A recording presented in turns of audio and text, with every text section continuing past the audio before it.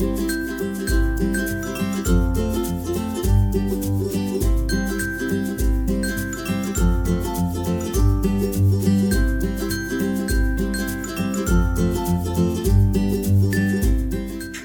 my name is Alexandra Hoffman, and I am a company dancer with American Midwest Ballet Company.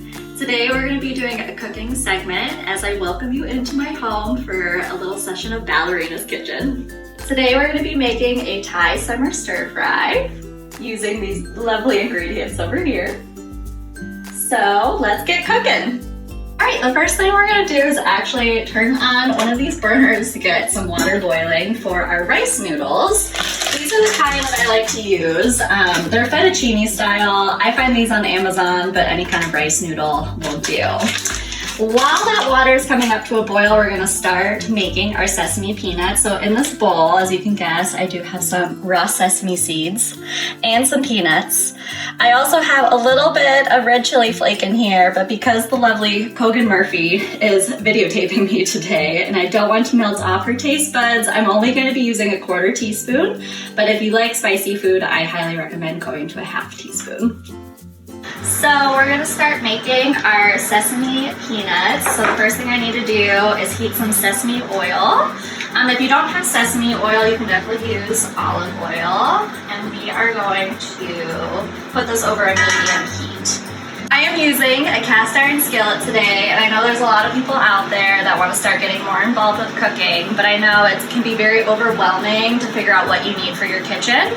So my biggest recommendation is to start with a cast iron skillet because it's going to last forever, and you can't beat the sear that it's going to give on all of your meat, fish, any kind of protein or vegetable. And the second thing that I recommend is to have a very good sharp knife because you actually up your chances to cut yourself when you have a dull knife. Alright, so I'm going to be putting my sesame and peanuts in here, and then I'm also going to go ahead and add 1 tablespoon of honey, which is going to help this caramelize a little bit. And then once these get nice and toasty, we're going to transfer them to a parchment lined plate. You can also use wax paper, but you don't want to do it on like a paper towel lined plate because as it hardens, it kind of gets like peanut brittle, and then you're going to have paper towel stuck to your peanuts, which would not be good. Alright, you want to watch this a little closely just because the peanuts and the sesame seeds can burn quickly, but you definitely want to stir them around until they get nice and toasty. You'll get that nice caramel color, and once they get there, you'll know it's time to take them out. Both the peanuts and the sesame seeds have been toasted really nicely, so now it is time to take them out. We're going to transfer them onto this plate.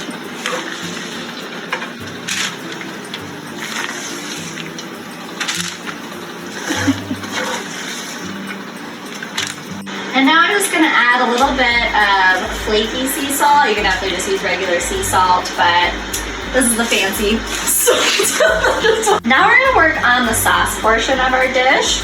So in this glass measuring cup, I already have most of it done, but I am going to tell you how I made it. So the first ingredient that I put in was some soy sauce. I really like to use the low sodium kind just so I can control the amount of salt content. And if you are gluten-free, I would highly recommend using tamari for a true gluten-free meal. The second ingredient that I use, which is probably going to gross a lot of people out, but don't freak out, I promise it'll be okay, is fish sauce. We're only using a tablespoon. It gives a little bit of a salty bite that the soy sauce doesn't quite give. And quite honestly, if you like Thai food, it's probably in your favorite dish that you get. And to put it into perspective, I put in a 1/4 cup of honey to round everything out, and it's 3 parts honey to 1 part fish sauce. So again, it's really not that scary when you think about it. I also added 1 tablespoon of ketchup, and sponsor me Primal Kitchen moment. I've been really digging this ketchup just because it's unsweetened, so it's really great for sauces and marinades. And then I also have, keeping it a little light on the spice side, I have 2 tablespoons of Thai red curry paste. It gets its red color, of course, from chili peppers, but this also has ingredients like onion and lemongrass and something else that I'm missing. Oh, coriander, so it's very, very flavorful. Again, if you like your food spicy, I highly recommend bumping it up to 3 or 4 tablespoons, but like I said, today we're just using 2. I already have some garlic in here, but I did want to show you how I am going to grate this in. This is one of my favorite little kitchen gadgets. It's called a microplane. If you don't have a microplane, you can definitely chop your garlic and ginger just super finely, no worries. So to get the paper off of your garlic clove, now normally I like to take my anger out and just totally smash it, but because I am grating it, I do want to keep its shape intact. So I'm just going to take the side of my knife and give it a little smash there, maybe a few times. You might want to turn it just to get kind of on the sides. And then we are going to peel the skin off. I'm going to take the microplane, hold it over, and we are going to grate this.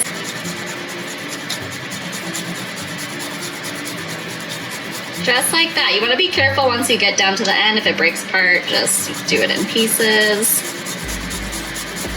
And like I said, be careful when you get down to the end so you don't scrape the skin off of your fingers.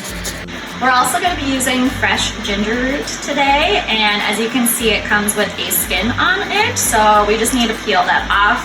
I highly recommend using a paring knife if you're not used to sharp kitchen knives, but I've done this quite a few times, so I'm just going to go ahead and slice this off a little bit. And then, again, you can finely chop this. Just make sure it is really, really fine because ginger is super fibrous. So again, this is where the microplane really comes in because it makes sure that everything just melts together and leaves all that fiber behind. So we're just gonna do the same thing, go back and forth. You want about an inch of fresh ginger, so I'll pretty much use this entire little piece that I have today. All right, next we're gonna cook the chicken. So I heated 2 more tablespoons of that sesame oil in my pan over medium heat. As you can see, it's starting to smoke, which means it is ready, and I'm gonna get a nice sear on my chicken. I only put black pepper on the chicken because we have 2 very salty components in the sauce, so we don't need any more salt. And I'm just going to start dumping this in. You definitely want to hear that sizzle. That's how you know your pan is hot enough. Now you're also going to get a good sear and not just steam your meat in the pan. We don't need to fully cook this chicken right now. It's going to cook a little bit later once we add the vegetables, and we'll also continue to cook once we put in the sauce, so we're just looking for a little bit of color on it right now. So as you can see, we're getting really nice color on our chicken. A really good tip on how to get this nice color is when you take your chicken out of the package, blot it off with paper towels. Even if it doesn't feel super slimy, if it has any of that chicken juice on it, it's also going to steam in your pan instead of sear. All right, so this is almost there. I'm going to give it maybe another 30 seconds, and then we are going to pour in maybe like a third of this sauce. And we're going to let it caramelize and get thick around the chicken. I think we're right. I'm not ready for that, so here we go. So not the whole thing, just about a third of this is going to go in. And then we're going to crank the heat up a little bit, just to help it cook a little bit faster, because everyone likes a fast cooking dish. And it's going to thicken up nicely. So I turned it up to about medium high. And like I said, your chicken doesn't have to be fully cooked. This is gonna take some time in the sauce, and then we're also gonna throw in some vegetables, so it's gonna have plenty of time to finish cooking. It smells so good. Good.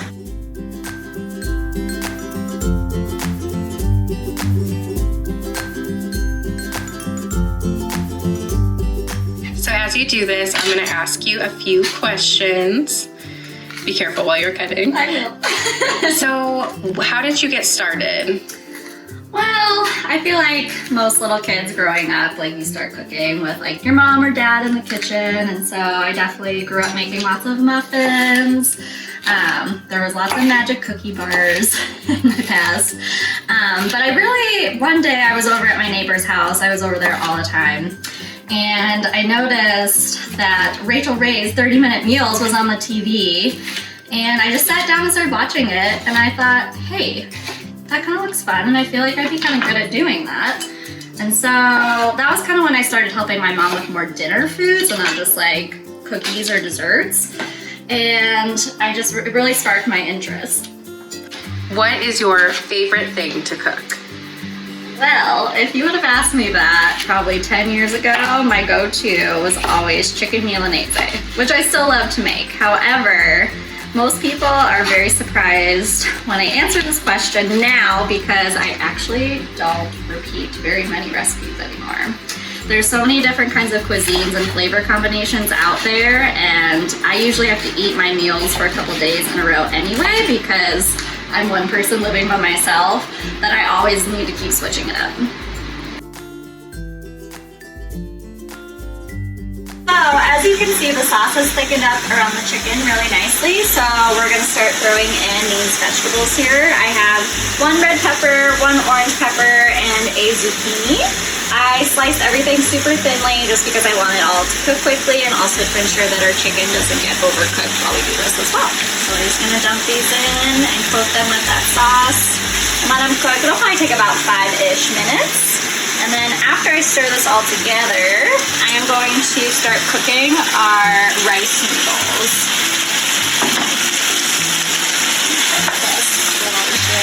Lots of veggies. And we're gonna keep, are you cooking? Oh, sorry. I was gonna say, we're gonna keep the heat over medium-high. This is a 16-ounce package. I'm only gonna use about half of it today. So I'm just gonna dump these in, and I'm gonna undercook them just a little bit because I want them to finish cooking in this pan with the sauce. So I'm gonna put a timer on for about 6-ish minutes, and then I'm gonna drain them and add them into the pot. While she's stirring, I'm gonna ask her another question. So for someone who thinks cooking is kind of overwhelming or maybe doesn't know too much about cooking, what would be your advice on how to kind of get started? I would look for like a cookbook author, a food blogger, or just someone on TV if you like to watch the Food Network that you kind of vibe with, you like their style of cooking and their cuisine. You can also start with minimal ingredients, so if there's a recipe that you want to make but there's 5,000 spices that you have to buy, maybe don't use all of them that time. Over time you're going to figure out what spices and what flavor profiles you really like, and then once you're able to do that, this is from my own experience too, then you won't have to use a recipe anymore. You'll know exactly what flavor combinations that you're going to want in each dish that you make.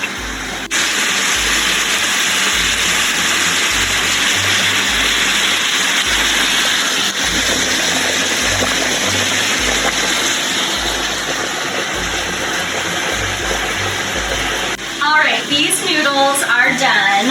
A good way to check, I just pulled them up a little bit with the tongs. You want them to be soft, but if they start to fall apart on you, that's not a good sign. So you want them to still be a little bit firm because you still want them to be noodles after we put them in this cast iron. You don't want them to turn into noodle mush. So we are now going to add our rice noodles that we cooked and drained.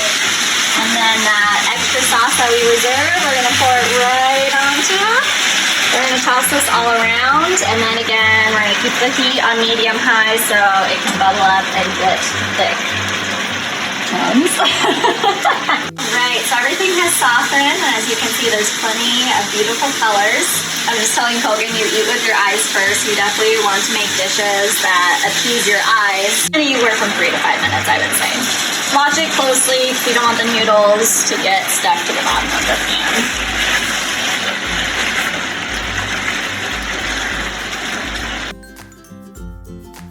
While this is finishing up cooking and thickening, I'm just going to chop some herbs. Oh, and I'm also going to add some lime as well. So in here I have cilantro and basil. If you are really into gardening and you happen to have Thai basil growing in your garden, I would definitely put that in here. But because I have regular basil, I'm just going to add a little bit of lime because Thai basil is just a little bit more limey.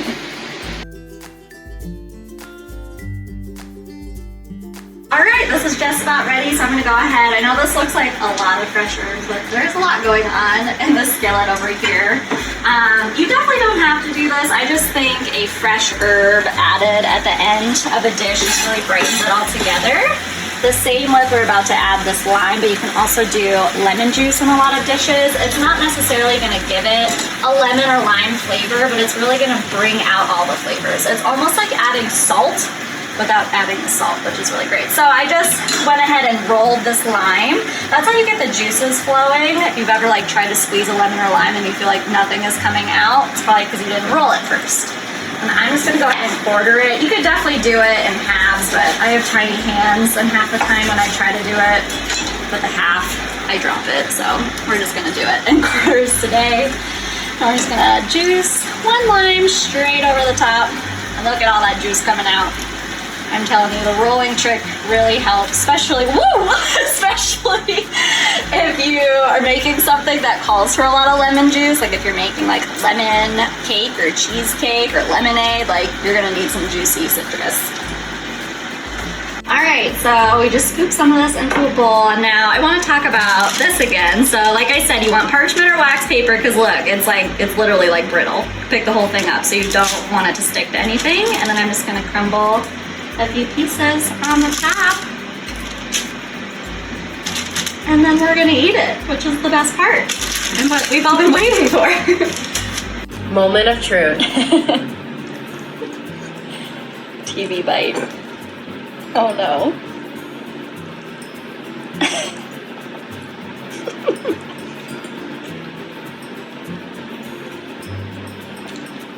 Wow.